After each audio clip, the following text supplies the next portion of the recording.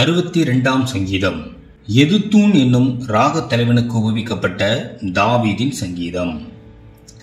தேவனையே நோக்கி என் ஆத்துமா அமர்ந்திருக்கிறது, அவரால் என் இரட்சிப்பு வரும். அவரே என் கன்மலையும் என் இரட்சிப்பும் என் உயர்ந்த அடைக்கலமுமானவர். நான் அதிகமாய் அசைக்கப்படுவதில்லை. நீங்கள் எதுவரைக்கும் ஒரு மனுஷனுக்கு தீங்கு செய்ய நினைப்பீர்கள்? நீங்கள் அனைவரும் சங்கரிக்கப்படுவீர்கள். சாய்ந்த மதிலுக்கும் இடிந்த சுவருக்கும் ஒப்பாவீர்கள். அவனுடைய மேன்மையிலிருந்து அவனை தள்ளும்படிக்கே அவர்கள் ஆலோசனை பண்ணி அபத்தம் பேச விரும்புகிறார்கள். தங்கள் வாயினால் ஆசீர்வதித்து தங்கள் உள்ளத்தில் சபிக்கிறார்கள். என் ஆத்துமாவே, தேவனையே நோக்கி அமர்ந்திரு.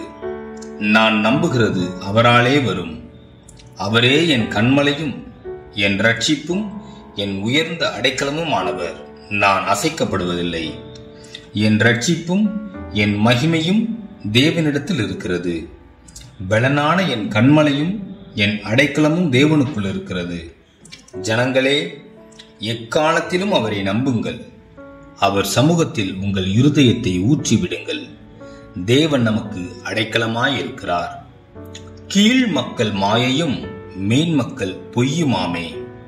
தராசிலே வைக்கப்பட்டால் அவர்கள் எல்லாரும் மாயையிலும் லேசானவர்கள்.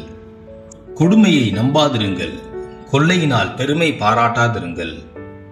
ஐஸ்வர்யம் விருத்தியானால் இருதயத்தை அதன் மேல் வைக்காதீயுங்கள். தேவன் ஒரு தரம் விளம்பினார், 2 தரம் கேட்டிருக்கிறேன். வல்லமை தேவனுடையது என்பதே, கிருபையும் உம்முடையது. ஆண்டவரே, தேவரீர் அவனவன் செய்கைக்கு தக்கதாக பலனளிக்கிறீர்.